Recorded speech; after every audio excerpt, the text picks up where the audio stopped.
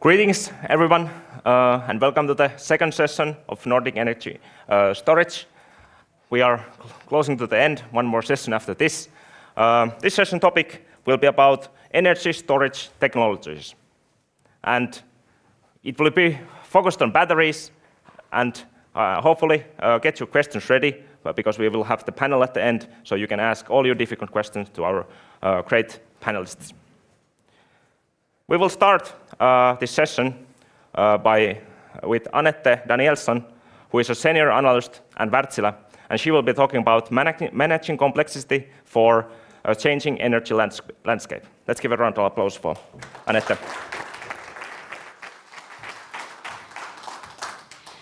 Thank you for that short introduction. So my name is Annette, and I'm going to be talking about how to manage the increasing complexity we see in energy markets on the way to decarbonization.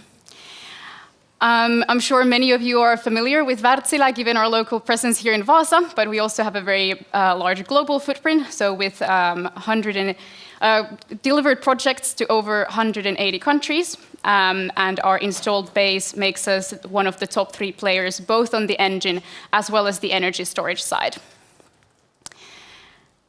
In addition to delivering physical projects, we also do a lot of modeling in-house, and this is really because we want to understand how to develop our products so that they're suitable in the future as well. How can we make them the best fit to the markets going forward? And our vision is a 100% decarbonized system everywhere in the world. And our modeling has shown that the path to that is actually quite similar, regardless of your location. So we've modeled a whole bunch of countries around the globe, and these 5 steps are the core path that we see going towards decarbonization. So we start with adding renewables, and then quite quickly after that, you need to add some balancing capacity to not only ensure that the grid is reliable and stable, but also to really integrate as much of that renewable power that you're generating. And then you start phasing out inflexible plants. And this is obviously something that we're seeing already in many locations in Europe, with coal plants and old, large, inflexible fossil fuel plants being closed down. It's simply not economically feasible to have them in operation anymore. Then we have the 4th step, which is converting to sustainable fuels, and we're kind of inching towards that. I'm sure if you've been here earlier this week, you've heard a lot of discussion about this. And one important thing I'd like to maybe highlight here is that our modeling shows that these first 4 steps, they're all going to be economically driven. So it's going to make financial sense to take these 4 steps on the decarbonization path. It's only the 5th and final step, which is phasing out fossil fuels completely, that probably needs to be a political decision. And that could be kind of anything between the last 2 to 20%, depending on geographies. Obviously, there's country-specific and locational differences, but really that is kind of the core path that we see to a fully decarbonized system.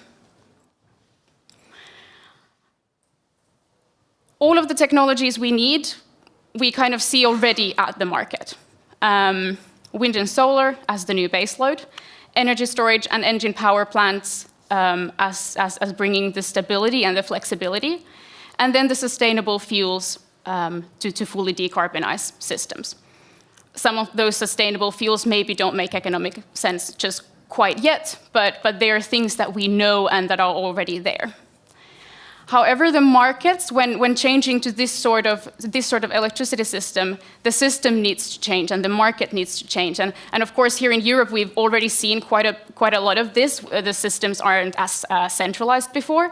There is a lot less of these big power generation assets, and they're going to be more kind of dispersed around countries. Also, maybe sometimes concentrated, bringing their kind of own constraints to the system.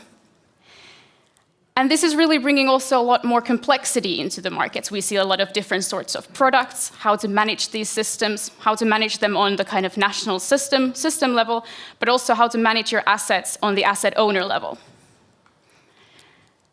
And we believe that part of the solution is storage and smart software. Like I mentioned, we are one of the top 3 integrators in the energy storage sector with more than 4.5 gigawatt hours of capacity. And at the core of our energy storage solution is the smart energy management software, GEMS, which is currently managing over 110 projects around the world. It's really a tool to develop to kind of monitoring and operating your assets. And that can be storage or it can be anything else. As you can see here on this slide, it can be renewables, it can be thermal. You can use it to control and optimize single assets or a whole portfolio.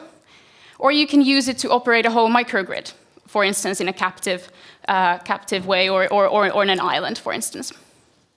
The latest addition to that suite is the IntelliBidder, which is an auto-bidding software utilizing, for instance, machine learning that allows you to kind of optimize your strategy on a market and bid in an intelligent way when there are your day-ahead markets and intraday markets and a whole bunch of ancillary services.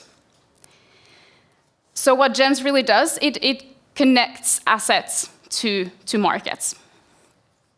Currently, like I said, 110 projects around the world. That's about 750 megawatt hours globally, where GEMS is at the center of the operations. And to give maybe a bit more, or give a better understanding of the capabilities, I'd like to present just a few of our case studies. We also have a booth there upstairs, so if you do have any questions about these or anything else, do come and find us, and me and my colleagues there after this, and we can tell more about these. But the first one is Graciosa in the Portuguese Azores, where GEMS is operating the whole microgrid. So this is an islanded grid. GEMS operates the solar, wind, battery, as well as the engine assets on the island. And the way it does that is it takes in weather forecasts, then generates a renewable output forecast and matches that with the demand curve. And then operates the batteries and, as a last resort, the engines to obviously enable enough electricity being generated to meet the demand and to ensure that the grid is reliable as well. And also, obviously, to maximize the amount of renewable energy used. Great environmental benefits. In 2021, Graciosa achieved 144 days on 100% renewables. But in addition, also delivering financial benefits of less fossil fuels used, obviously on an islanded location, quite a big cost to get them there.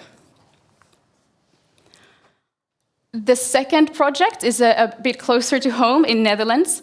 This is one of our more recent projects, and here again, GEMS is co-located with renewable assets. The battery assets there, they provide frequency services to the grid. That's the main application. But again, there's kind of a double benefit here. So our customer is able to avoid curtailment, so sell more renewable electricity to the grid, while then having that added revenue stream to their portfolio of the ancillary services that they can provide to the Dutch grid. And then there are the kind of system-level benefits of obviously the stability that is procured, but also just more renewables being integrated, so lower carbon intensity of the Dutch electricity in general.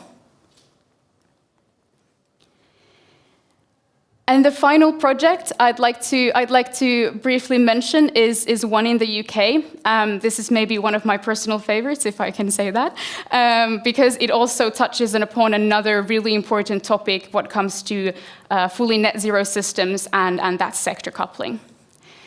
So our customer in the UK, they are building a network of electric vehicle supercharging stations.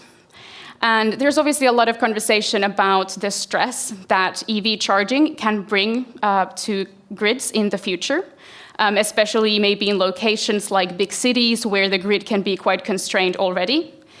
And our customer is really part of the solution for that. So their batteries can act as a buffer between the grid and the EV charging, if asked to do so by the network operator, and to relieve that added demand to the grid. Furthermore, they've sized the assets so that they're able to do proper revenue stacking. UK is quite a mature market, so they're able to do wholesale arbitrage, participate in balancing, and again, sell those ancillary services like frequency control and regulation. And yeah, personally, really excited to see where this whole portfolio journey takes us in the UK. So just to conclude, adding flexibility to a system brings a lot of benefits. One of the biggest ones is adding more renewable or integrating more of that renewable power, the capacity for that has already been built, and enabling the stability of the grid.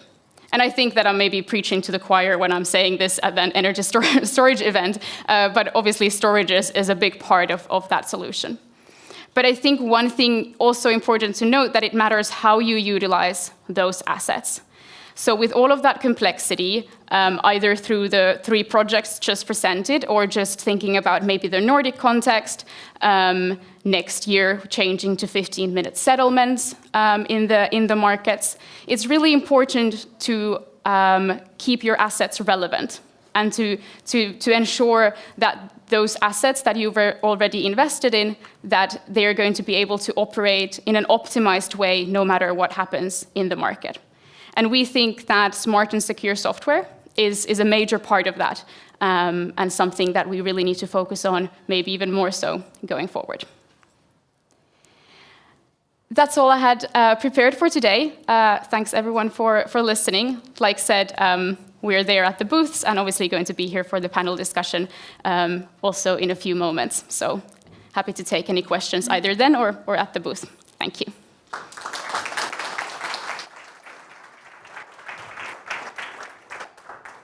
Thank you, Antte. Next, we have Ilmari Veijala, who is a head of vertical sales in Siemens. He is going to talk about future of battery manufacturing, and it's a very good topic because Wärtsilä was just telling how they are using the batteries, and now we need someone to make the batteries. Ilmari, please. All right.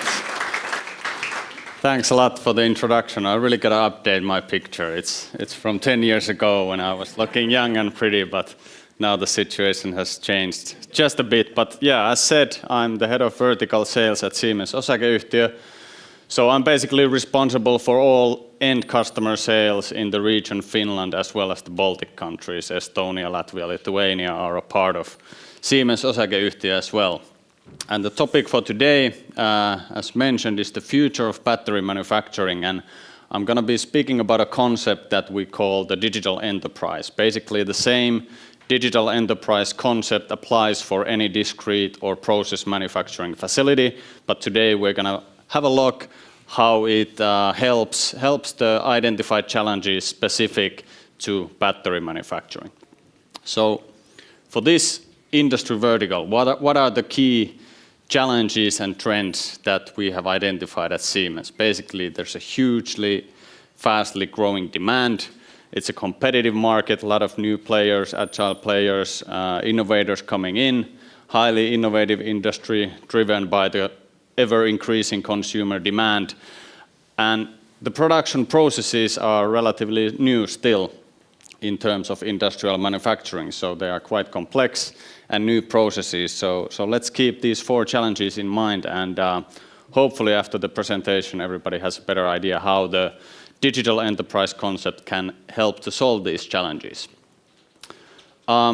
Just a few words about Siemens to start with. Basically, a lot of people know us from their microwaves or refrigerators. Maybe some people know us from factory automation, PLC systems, DCS systems, and the hardware side of things. But actually, Siemens nowadays is one of the biggest industry software companies in the world. Since 2007, there have been huge investments in Siemens globally in mergers and acquisitions, and of course in our own product and solution R&D to basically bring the industrial software side, the so-called virtual world, to complement the hardware offering that we have been providing for 175 years already.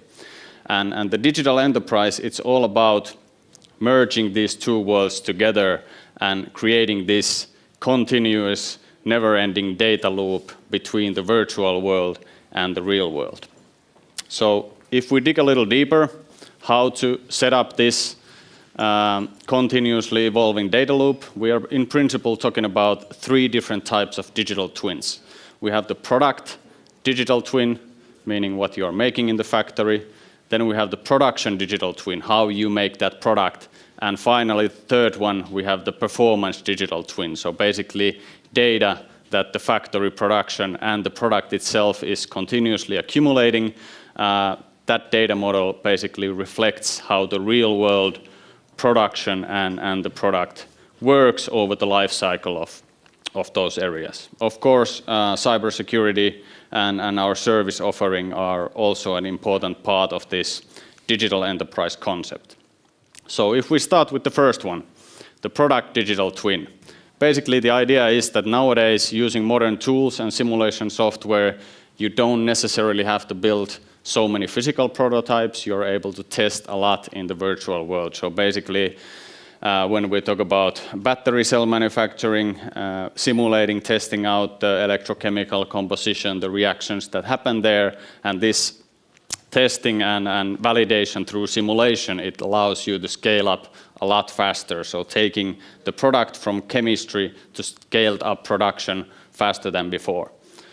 Moving on from the chemical simulation, we of course can utilize these software tools to simulate the actual battery cell that is being produced and ultimately the battery pack or module. But the principle is the same, so you can model all the physical, chemical, thermodynamic properties of these products and make sure that these things work when they are finished and out of the production line.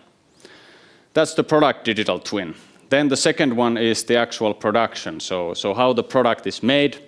And of course, there are various levels where you can simulate your manufacturing operations. What you're seeing here is something called plant simulation, where we basically simulate and validate the material flows going through the manufacturing operations. And these tools are directly integrated with the Siemens control system and automation offering. So basically, you have the real life PLC automation code actually controlling this simulation model of the production. That means that you can test things, validate your investment before anything is built.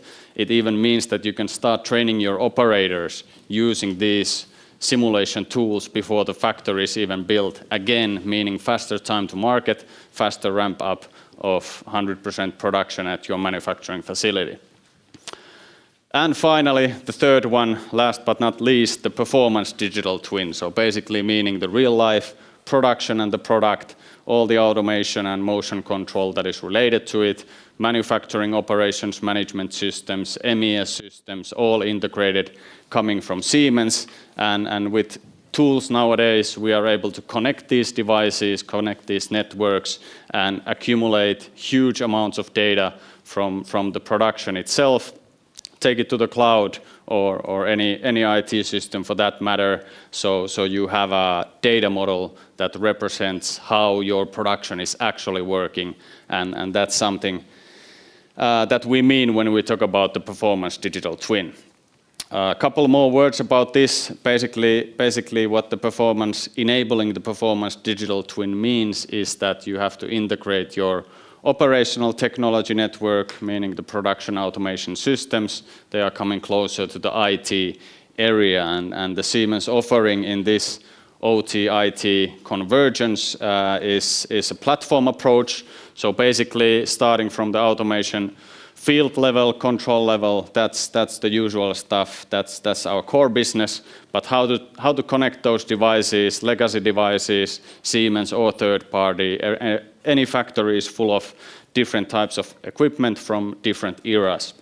We have a platform called Industrial Edge, which allows you to deploy edge devices within the automation network, connect to your installed base and define which data points you want to take forward. You're also able to pre-process all of that data before taking it to the cloud, for example, because the amount of data is so huge coming from these factories that it doesn't necessarily make economic sense to bring everything to the cloud.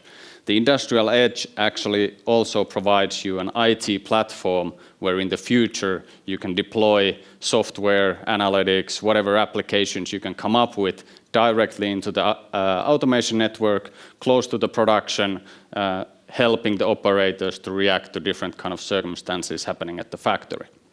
So after the edge, we take it to the IoT platform. In our case, this is called MindSphere IoT. It's an operating system that you can run on the, let's say, most common clouds like AWS or Microsoft Azure. In China, you have Alibaba Cloud as well. Obviously, you can skip MindSphere if you don't prefer that and use any native cloud environment. The industrial edge can connect with that. So that's where your cloud data model resides. And then comes the final question: what do you do with all this data that is being accumulated by your product or production?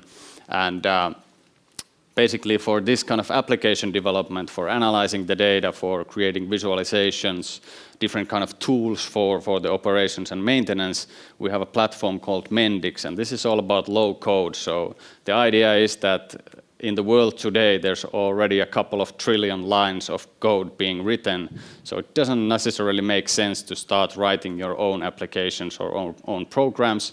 Low code is coming, and it's coming fast, and it basically means that you have a ready-made building blocks that you link together and build your software that way. At least in my experience, the applications typically used in and needed by the manufacturing industry, they're not necessarily very complex from a software development standpoint. You're talking about reporting systems, maintenance management systems, and stuff like that. So it's really fast, efficient, and easy to maintain applications that are developed utilizing this low-code type of development. So that's about the IT-OT integration. If we look at the same idea in the context of a typical manufacturing operations architecture, this is the ISA 95 architecture, a little bit simplified. So you have the automation network, the PLC levels, then you have your scheduling and manufacturing execution operations on top of that, finally the ERP and different kind of IT systems there. So the data-driven architecture, as we call it, it's kind of built in parallel to this ISA 95 structure. So you have the industrial edge connecting to the automation network, taking the data up to the cloud. You can use Mendix development platform for utilizing this data, for integrating, connecting different kind of IT systems and fetching the data from different sources. And finally, you close this digital enterprise continuous development loop, taking your data, taking your application output to the digital twins. So your simulation models, your product models, they start behaving exactly in the same way as your real factory is behaving. So you have the same mistakes, same problems are there, which in return makes those simulation models a lot more useful to then utilize for further development. Finally, general roadmap of how to make this happen and in which order. It's quite a, let's say, a complex entity itself, this digital enterprise, and there's usually the question where to start. So if we're talking about greenfield factories, as we are in many cases of battery manufacturing, one of the first things that we are recommending is, number one, harmonizing the installed base that is planned for the factory. Of course, we recommend Siemens to be used in any automation venture, but I understand that there are other brands as well. But I think from the life cycle perspective and spare part perspective, with the delivery times today, it's really critical that your installed base is harmonized at the factory. So set up technical guidelines, provide them to your machine vendors, and make sure that there won't be bits and pieces here and there, but a harmonized entity of automation equipment. Second most important thing to do is set up the so-called product lifecycle management backbone. For that, we offer a software product called Teamcenter. Teamcenter is the software where all these digital twins and all your documentation and data resides in. So that's the one that integrates all these different software solutions together, and that's the backbone to be set up before even thinking about building a plant. Then you can start simulating, and from a high-level perspective, we can start with the plant simulation model, basically setting up the different sequences, capacities, constraints that are currently planned for your battery cell manufacturing operations, for example. You can take the plant simulation model outcome and select your machinery that is coming from the different vendors based on that, and keeping in mind that we urge all these machine builders to then provide the machine and line data to be integrated in the PLM backbone so that your digital twin is complete. Then you can dig deeper from plant simulation, and we have a different set of simulation tools again, which allow you to simulate more specific lines, robotic cells, even on the component level if needed. You can start enhancing and improving your simulation. So we can take the plant simulation also to a more advanced level. And finally, I think the ultimate target of the plant simulation is utilizing artificial intelligence services. Since you can speed up and slow down time in these simulation models, artificial intelligence can run tens of thousands, hundreds of thousands, different kind of production scenarios in a matter of minutes, and basically propose to you the best possible production flow alternative for the factory. And keeping in mind that all this is done before anybody has started building anything. So you're basically validating that what you're investing huge amounts of money in, it's actually something that makes sense. Then we start going forward to the actual production, and we can start setting up the manufacturing operations management systems, automation system, drives, motors. All this can be delivered by Siemens as one integrated entity. And what these simulation models allow you to do is actually to virtually commission and set up your lines and systems. So you can test everything in the virtual space, fix your mistakes, and make sure that when the actual FAT and commissioning starts, you have less mistakes, you consume less time, again, speeding up the time to market. Here you can simulate your test and validate the machine behavior, logic, robotic controls, and finally we are moving forward to installation and construction of the facility, virtual FAT, site acceptance testing, and in the end you have this, due to this PLM backbone and due to this preliminary work that has been done for the factory, the digital enterprise concept, it serves our customers throughout the life cycle of the factory. So you use this and the continuous data loop, as I showed in the beginning, for continuous development, continuously testing new ideas, validate them in the virtual world, put them in practice in the real world. Final slide, coming back to the original 4 challenges: growing demand, competitive market, innovative industry, complex production, and new processes. So this is how the digital enterprise solves all of these challenges. We can get faster time to market. Obviously, we have a very advanced battery vertical specific set of libraries and suites and solutions, so our customers can focus on their core competence, making those battery cells, making their products. They don't have to worry too much about these technologies. Competitive market, obviously we can find efficiency improvement, we can manage our investment risk in a better way when we simulate before we put to practice, and due to the harmonization and continuous optimization, we also reduce the life cycle costs of the factory.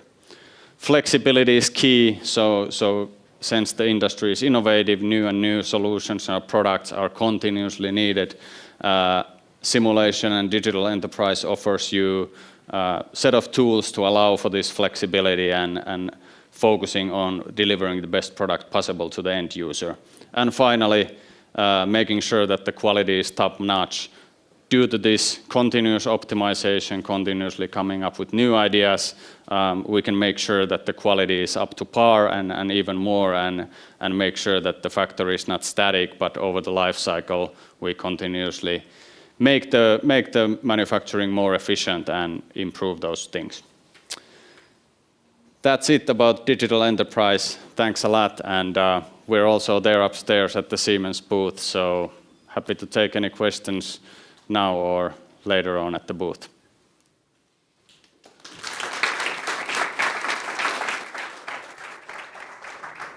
Thank you, Ilmari, for this very, very deep dive on digitalization in the industry. And I think you could give a 15-minute lecture of any part of that big chain that you had there. Next, we have Axel Torsdal from FREYR, and he will be talking about decarbonizing supply chains and how FREYR is going to accomplish that. Axel is a SVP project development working as in FREYR batteries. Thank you.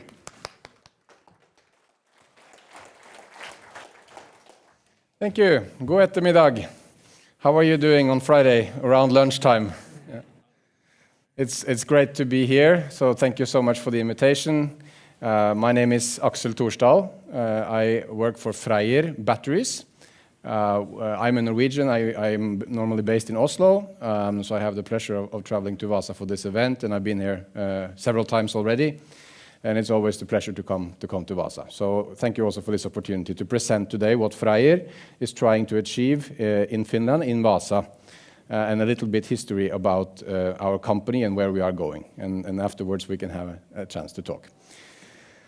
Right, if we go to the slide presentation, should I control it? Yeah.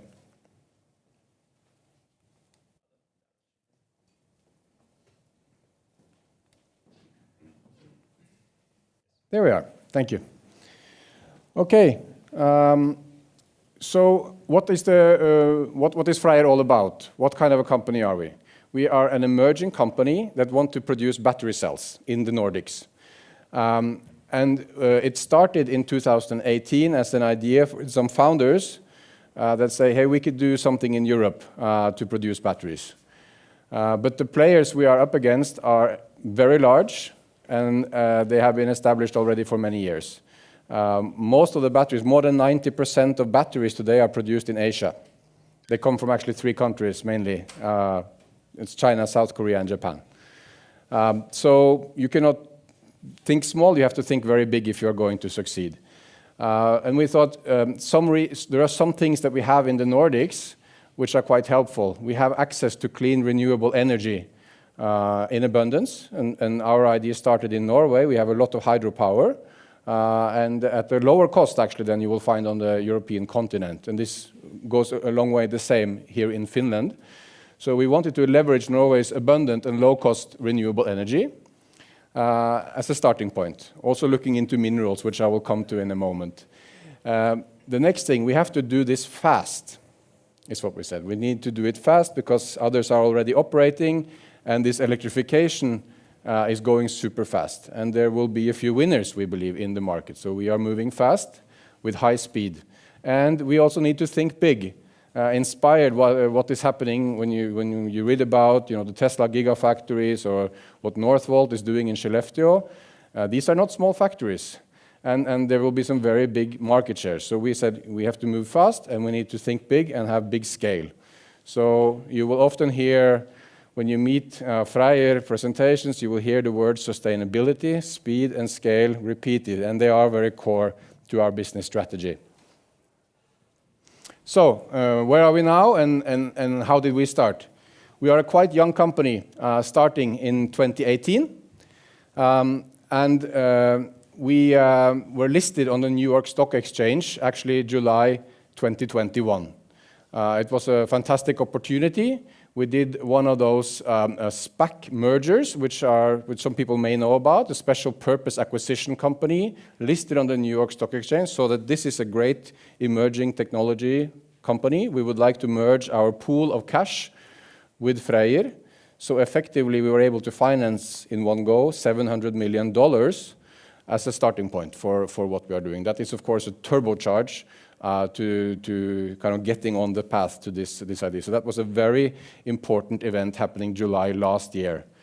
And that has also enabled us to grow the organization from just a handful of people working with it to now being more than 150 people, mainly based in Oslo and Mo i Rana in the north of Oslo, but we also have offices in Luxembourg, we have employees in the US, and are looking to employ our first people in Finland shortly.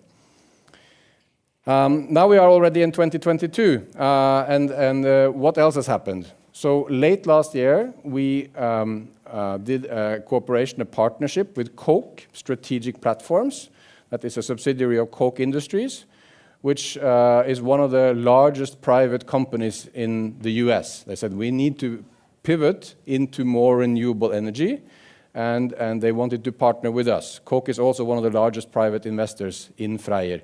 That is a very strong support, in addition to the capital we have raised. Having an established industrial partner in the US is very important, I think, for Freyr globally, but also for our opportunities to progress rapidly in the US, which we are also pursuing. And we are also currently building our customer qualification plant in Norway. What is that? It's a pilot plant building the first batteries that will produce samples to customers. And this is like a small-scale factory that will produce the first industrial scale, the right size samples. So this is work ongoing. Some members of the GigaVasa team visited only recently up in Mo i Rana and saw the construction work that is happening there. We, in the next years, plan to open our Gigafactory also up in Mo i Rana, targeted for end of 23 as of now. And that will be Freyr's first real Gigafactory. We have also started to see that we need to really invest into the supply chain, and that's why we have also working with Finnish Minerals Group here in Finland, but also other Nordic and global players to ensure that we get decarbonized, localized, and also to get all the material that we need to go into our battery cells. So we are taking a more of a kind of upstream focus on the supply chain as well. So we will be entering into JVs and other business structures to ensure that we get the materials we need.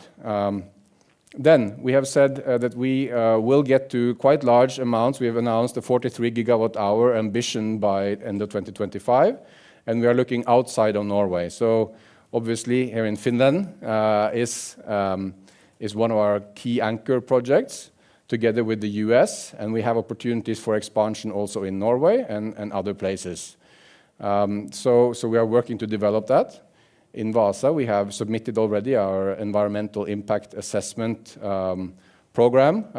So this is work ongoing. There are processes that take some time, and we are constantly working to plan for our project here in Vaasa.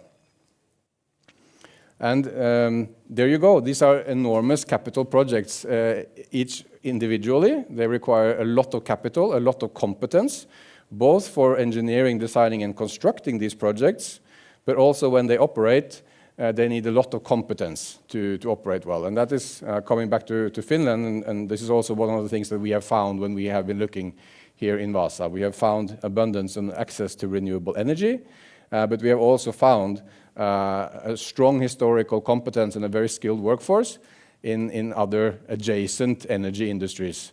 So this is, we believe, a very fertile ground for starting the cell production. Also very strong ecosystem for the supply chain and the opportunity to have a localized supply chain. So why are batteries becoming so important? Maybe this crowd does not really need to be convinced. This is why you are all here maybe already. You have seen why this is happening, but not everyone understands why everyone is talking about batteries. But the simple reason is, of course, for one thing, we need to do something with the climate change, and we're going more towards electrification. Sadly, for Russia's war in Ukraine now, it has further emphasized the need for energy security, also for European countries. And there is a huge investment into renewable energies, of course, which you all know.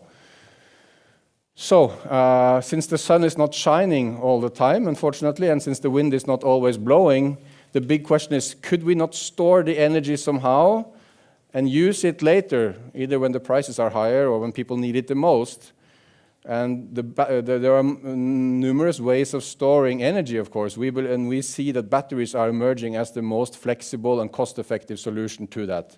Depending on where you are, there can be things to be said about hydrogen and heated water and other sources as energy carriers, but batteries are a central piece to store that renewable energy. So that's why we are moving in this direction. It drives electrification of the mobility, and it drives also the efficiency. You need batteries to be efficient for renewables. So that's why we need batteries, and we are trying to make them in Europe. So you can see the demand is just rising, and every time I see a new projection, it just goes higher. So most of the reports we see now are you have for EV and for ESS. ESS is energy storage systems. And every time I read a new report, very often they are 10 or 20% higher than they were last quarter I saw a similar report. So that's the scale impact. We believe as a company in Freyr that the demand is growing faster than the benchmarking institutes are able to write their reports. I have mentioned briefly, I know I have not many minutes left, this is just a brief introduction, but I have mentioned some drivers for why do we need to localize them. So we see that the demand here in Europe and the US is coming very quickly. Also, it's a very important factor if you are producing a German car. The battery is such an important, it's a big cost of the car, and it also drives the performance of the car. So you need to have it close to where you produce the car because it's so important to the character of the vehicle. And you could say some of the same things for the ESS. So the local demand is here, the geopolitical push we talked about, climate change, but also increasingly energy security. And then you need traceability, environmental footprint. Not all batteries are created equal, so to say, and some are cleaner than others. And in the Nordics, we have very good opportunity to produce the world's cleanest batteries. And the automotives, of course, are driving this, and they have a big demand and want to move upstream. And also, we see increasing regulation, and we don't know exactly what the status is, what will happen with European regulation or US regulation, but there could be tariffs and other things further pushing or nudging and helping the economics of a battery production in Europe.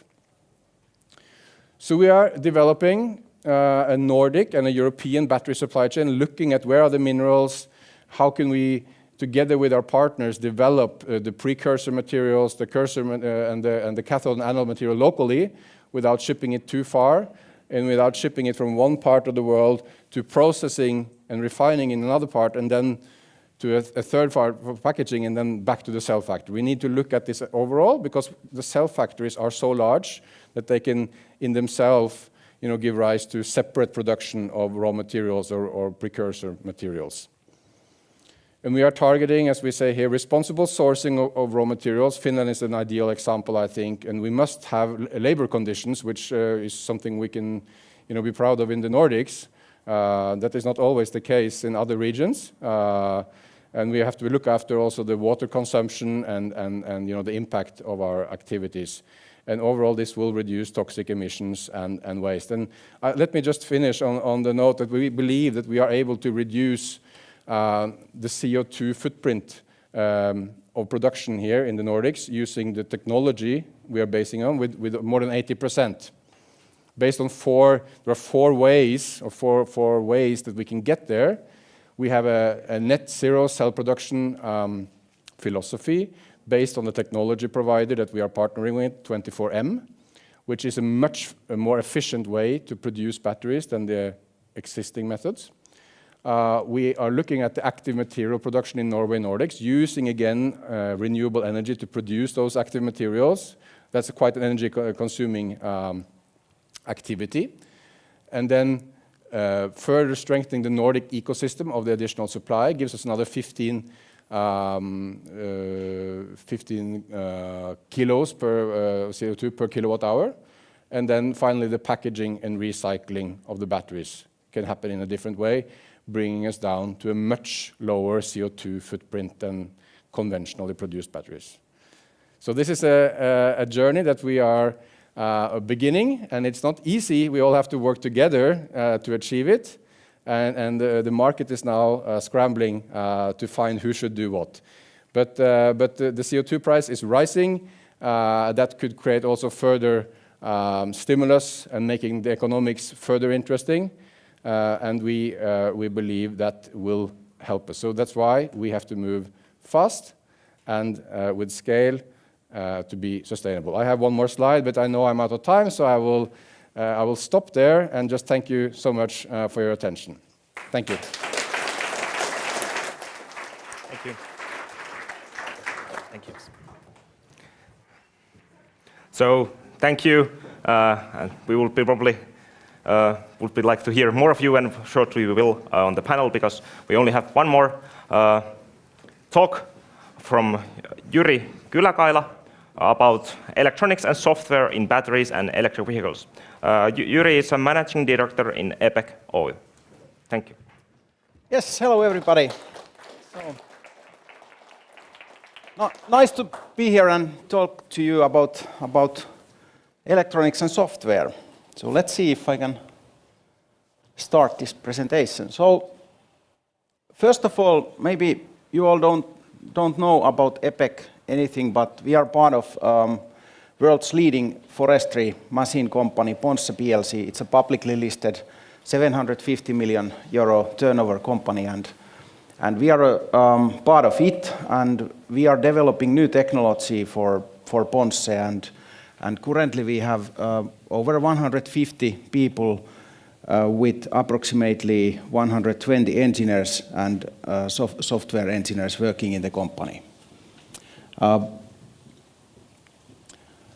You can see here some of our customers. So we are delivering globally to many OEMs, mostly with a quite small volume at the moment, but also in some cases a little bit higher volume.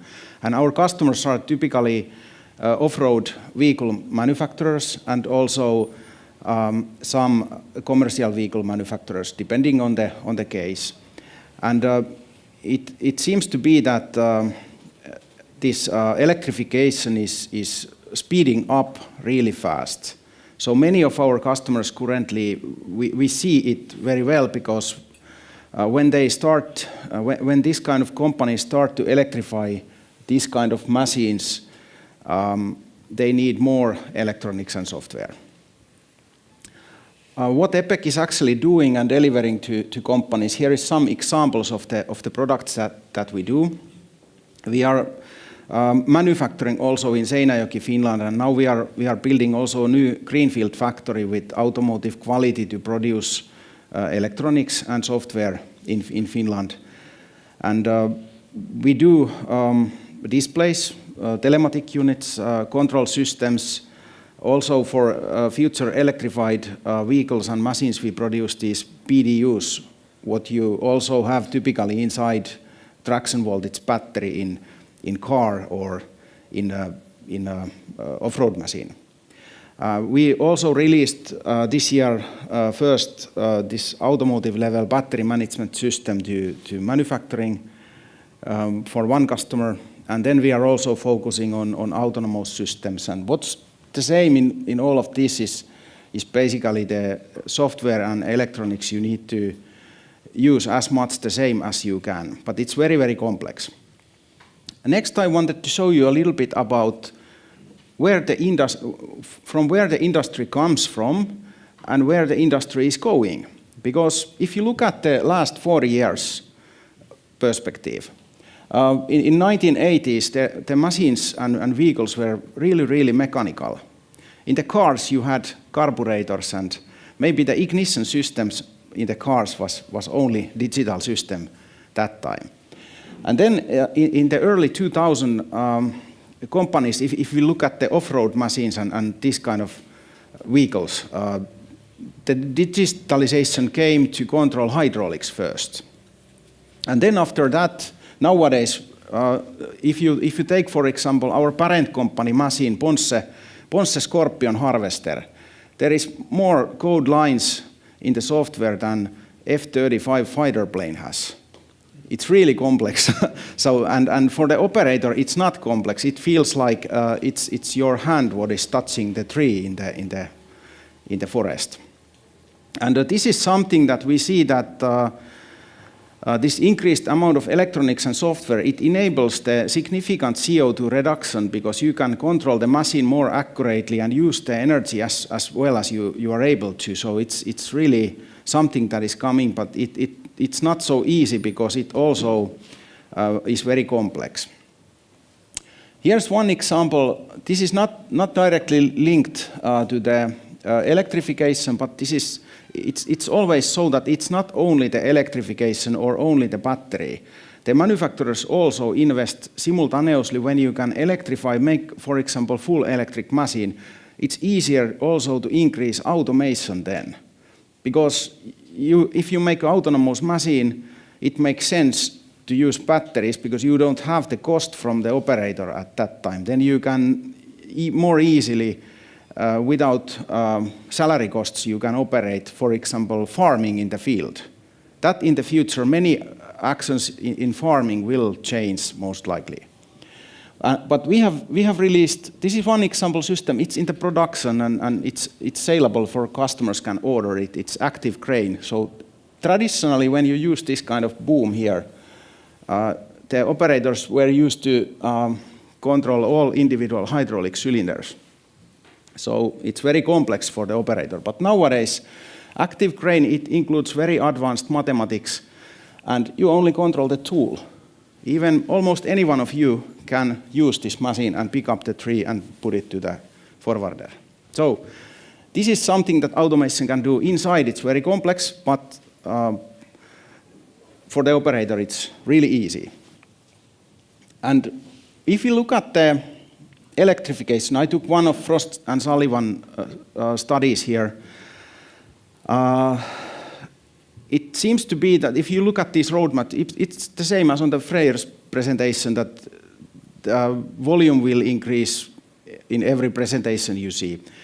But this electrification, it's coming step by step, and there is a lot of lithium batteries needed, but also many other things like electric motors and clever control systems and all kind of things. And what is changing in the industry is that if you take a big OEM, like there is many big OEMs manufacturing, for example, construction equipment.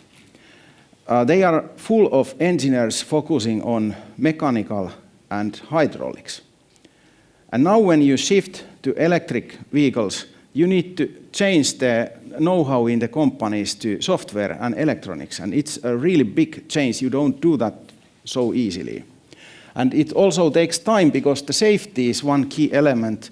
When you have an electric machine, it's not so easy to handle safety as on a mechanical machine because you can mechanically stop it.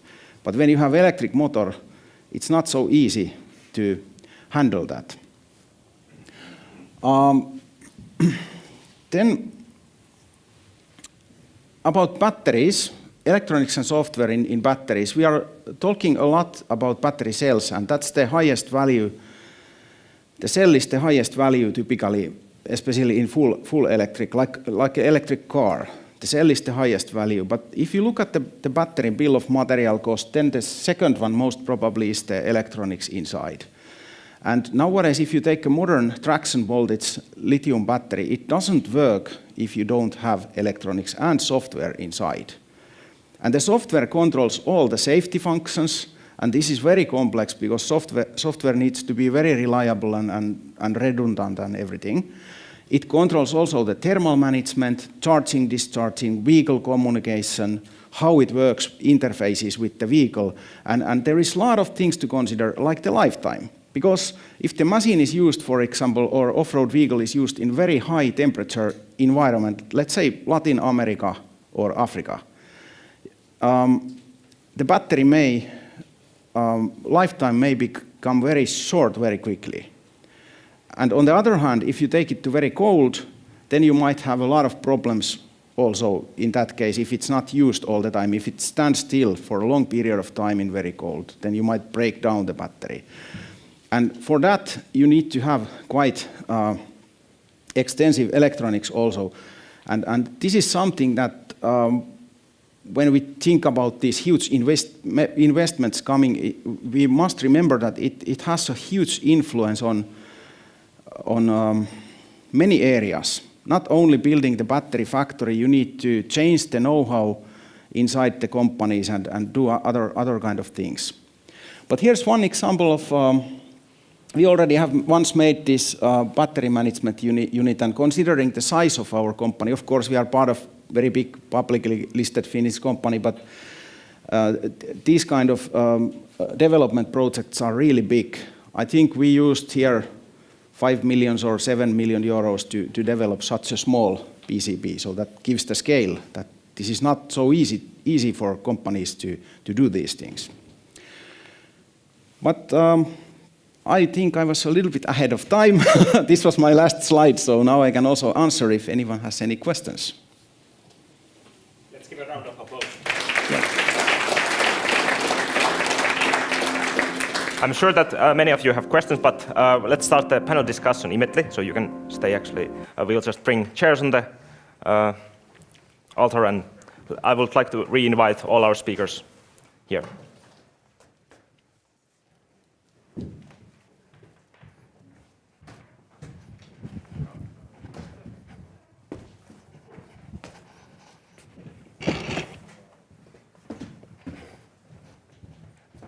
You can sit as you wish.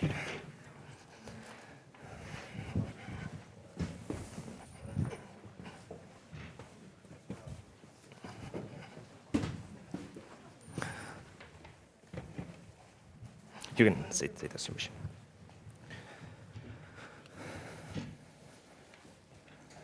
So, before I take any questions from the audience, which I think will be many, I would like to start from there was lots of talk about digitalization and coding and the importance of it. I would like to hear everyone's opinion on what do you think will be the most important digital innovation in the battery value chain. Like you can think on the whole battery value chain for this question. You can start. That's a tough one. Happy to be the first one, but I think well, some of the innovations are already here, but it's more of a matter whether or not they are utilized to their full potential. So stuff like what I was talking about, low code and things like that are not yet maybe mainstream in terms of software development and artificial intelligence development. Those type of technologies, in my view, will become more common, and they will play a critical role in sort of taking these advanced technologies into actual industrial production use. So that's maybe my answer on the topic. Thank you. Yeah, I wish I had an innovation in my pocket that I could take to the market. I think one thing going forward is kind of diagnostics and being able to really monitor individual cells and any default situations, and not just monitor, but know they're there before they even happen. And I think what comes to safety and kind of your product lifetime and all of that, I think that's going to be a major thing going forward. Thank you.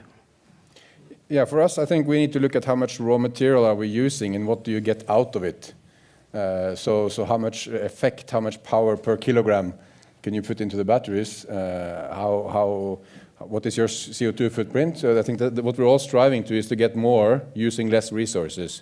And that could also happen from software and controlling the batteries or the pack or the system, but also each individual cell needs to consume less powder, less raw material, and combine it in ways that will yield more, either last longer, more life cycles, how many charges, but also how much power do you get out of 1 kilogram or something like that. So that's the strive we are on. Thank you. Thank you.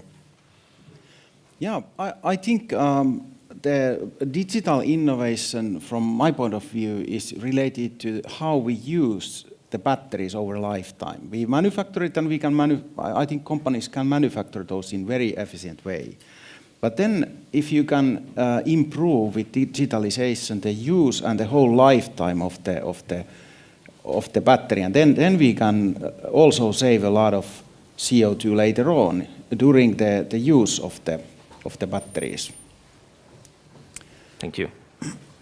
Is there any questions from the audience?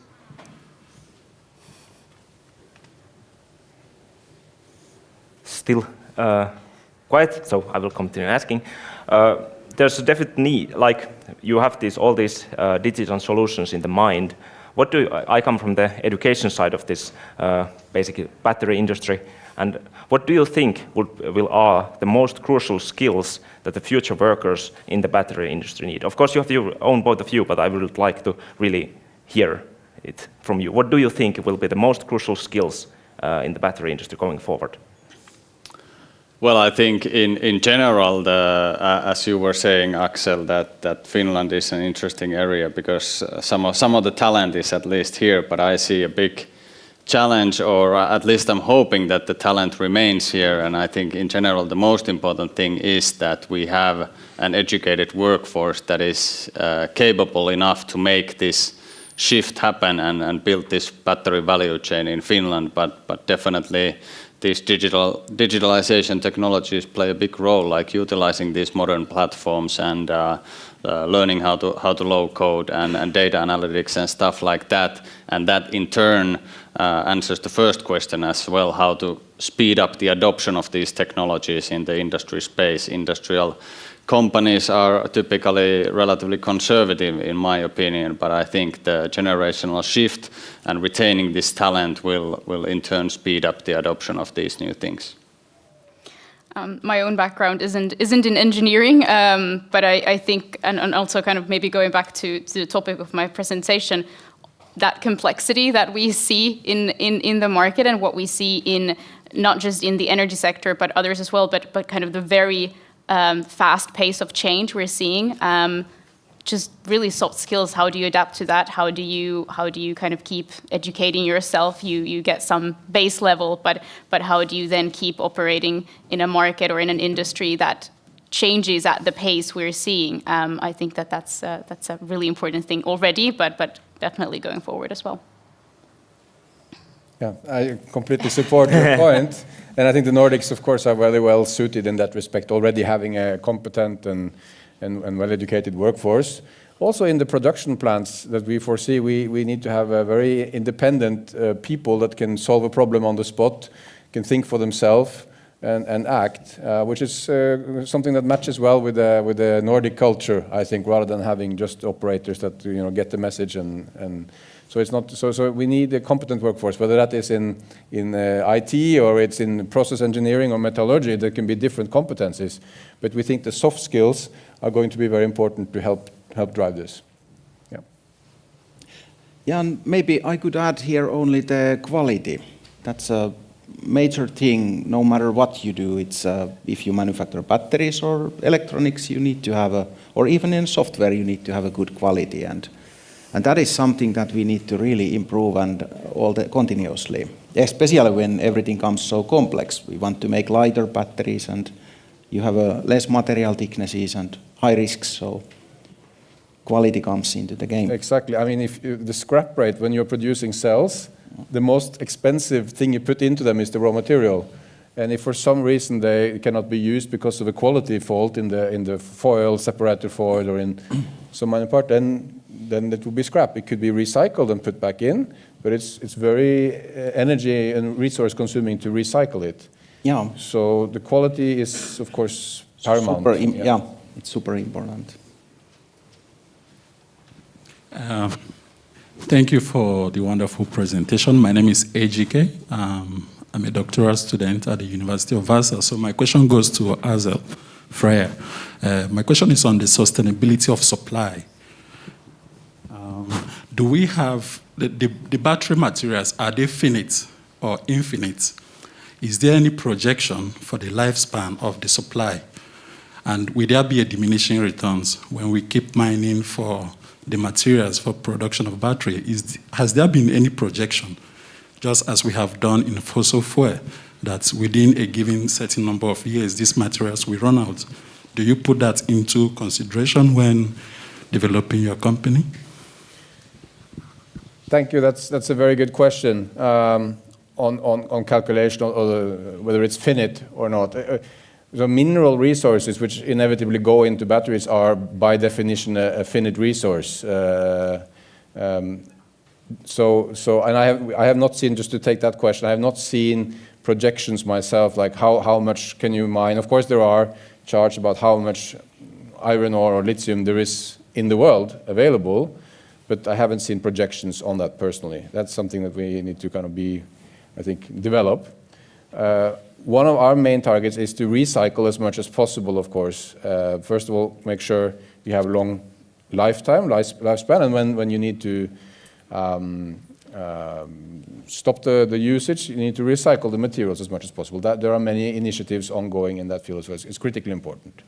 So I don't have a great answer to your question, like we know this is sustainable, it's renewable, all that. There are tolls also in the environment by producing batteries, and they are increasing. So we need to be very mindful of that question. My name is Shivanand from Vasa. I have one question to Mr. Axel. How do you differentiate your battery with Asian manufactured batteries like CATL, Panasonic, or Samsung, or LG Chem? What are your USPs? Right. Thank you for that question. Of course, we have great respect for the, let's say, the pioneers and the ones that have built and enabled the electrification of the electric fleet we see in the world today, and also the transition. So, and they are a few years ahead of us, right? But if you look at the production methods, whether it's the mining, how the mining machines are being used, water consumption, I think we have a big advantage when it comes to the supply chain of raw materials. Labor conditions, I don't want to, but there are of course differences. That could mean higher cost, but also other conditions. Traditionally in Europe and the Nordics, we have higher labor costs, so you need to be more efficient and be more automated in the way you set up your production line. For the technology, we are developing, industrializing now with research and development. We are reducing the steps, basically from 15 steps to 5. You don't need the cylindrical rolling, and we are mixing the electrolyte at an earlier stage, so that's a whole story. But that's a shorter and simplified process, which it makes them very competitive. And then you have the renewable power at a relatively low cost in the Nordics. So combining these steps, we believe that we will be able to have a sustained advantage over existing suppliers. And the competition will go on every day, of course, but we believe the Nordics have with the certain steps of technology, will be able to have a sustainable advantage. Thank you. I could ask one more continuous question also all others. What do you think will be the key competitive factors that we have in Europe and in the Nordics, because we are now entering in the ramp-up phase of this battery industry? So what do you think are the key competences and the values that the Europe maybe have that will make that we will catch up on China and Asia?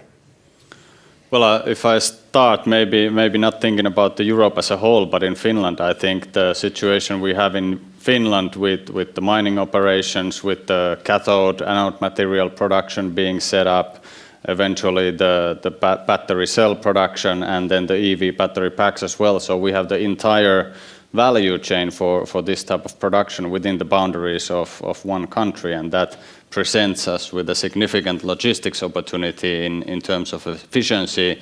That's one side, and then coming back to the earlier question, obviously the talent is here, and I at least strongly believe that will be an ever-increasing competitive factor when it comes to Finnish manufacturing operations. Yeah, I don't know if I have much to add to what's been already said, but I think kind of looking back at the pandemic and everything that has happened in last 2 years, there is a lot more value being put now to shorter distances. Where do you get your products? How long does it take? It's not the easiest thing to move around battery cells in containers, for instance. And that shorter distance is already of big value, and I think that that's going to be an important thing, not just now but in the future as well. That value that the world isn't quite the same as it was before the pandemic. I mean, we still have global supply chains, but they're a bit different looking now. So, if you want to add something, feel free. No, just I agree. Competence, logistics, access to low CO2 production value chains, whether it's transport, the electrification that happens in the other chains is being utilized to a large extent in Europe, in the Nordics. So you have a greener supply chain also. Yes, and maybe I could also add here that especially in the Nordics, we basically have here everything to make the best products for customers. We have here everything. We have a really good education system, we have really clean energy, we have everything. So why not? Maybe we are not always the first one, but if you make best products, sell. I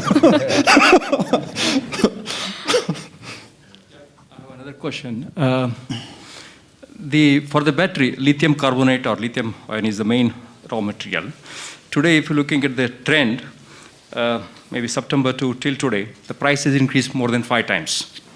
How do you see this price, the future rating?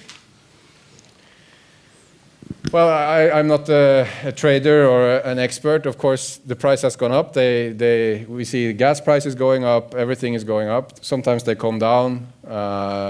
Not all the capacity that has been announced so far will be put into production because of financing or economics. For sure, some of those increases will be put to the end users that are willing to pay for the batteries. So I think this is part of what's exciting about the market, that you see so many things happening at once, and the market share is changing. Car manufacturers actually buying mines or mining rights, physical, to secure supply. Because supply is one a question of price, and the second is actual availability. Coming back to logistics, pandemic, war in Europe, there's an imperative to actually be able to have certain aspects available. So I cannot predict the price, but we see it's changing. Thank you. Yeah, it's a question related to the power grids. It's mostly maybe to Annette and Axel. Do you see how important it is to build the new grids in Nordics to support, because building batteries needs a lot of energy?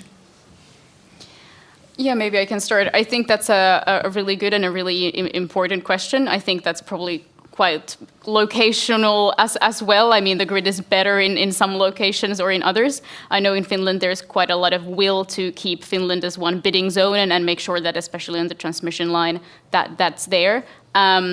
If new grid infrastructure is needed, I'm sure that the business case will be there and it will be made to happen. But I don't foresee this, whether it's battery manufacturing or kind of any adjacent things, to really endanger the grid network or the infrastructure we have here in Nordics.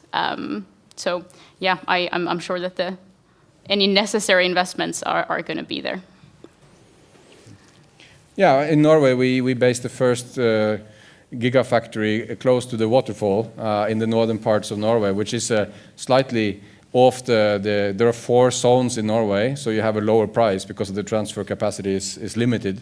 So that it's a benefit for us. So you have the green energy coming straight onto the factory, close to the actual waterfall. In Finland there is a larger appetite for building wind power than we have seen in Norway recently, and we see that there is an abundance and a will to support this kind of activity. And of course, you can always use your battery assets to relieve the constraints on the grid side. So. And maybe to add to that from Siemens side, I think what's really interesting is the grid company that we have in Finland. FinGrid is the most advanced grid company in the world, and what we're driving already today is actually connecting existing untapped infrastructure into the FinGrid's national grid. So you're seeing already a lot of shopping centers, a lot of industrial buildings, whatever, hospitals being connected to the FinGrid, having energy storage batteries basically on premise, and they act as a load balancing stations in the grid, meaning that FinGrid doesn't have to invest in the fossil fuel balancing stations, and it kind of, I think, nicely untaps into all of the unused potential that we see around us. Is there any more questions? questions? Oh, yes. Yeah, just one more question. And the question is on transition outcome. I know a lot of researchers are interested in the success story of energy transition, but people shy away from the negative side of transition. So my question is, do you have a policy for the negative outcome of your activities, maybe for the workers and for the environment?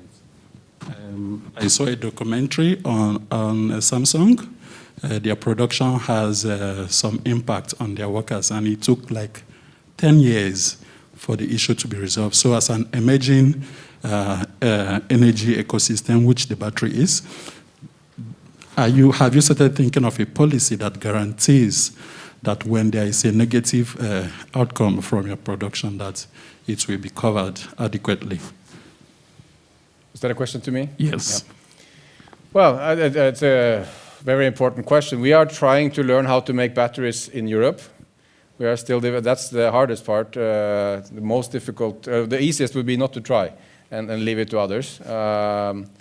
But being a Nordic company with strong, commitment to health and safety, with the, in a democratic society, we are not able to shy away from social problems. So in this answering your question, which is maybe not a clear answer, I would say that we will only kind of adhere to what we believe is a safe production, not just by law, but what we can, defend, say that we are producing batteries, but we cannot harm people by doing it, right? The same way you cannot harm people by building ships or other industry or oil platforms. People need to return from home that same day without an accident, and also in 10 years, if there is a risk that people get sick, we need to find out what is that risk and is there any way we can improve it or change the method. So we are still early stage, but we are committed to creating safe environments. That's the best answer I can give on that point. Thank you. Thank you. We are almost on time. I would like to have one last big round of applause for all our panelists for the great discussion.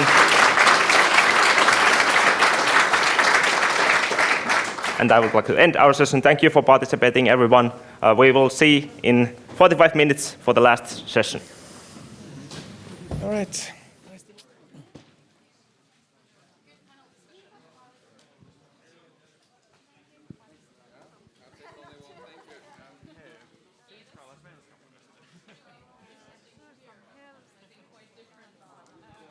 Sort of companies in the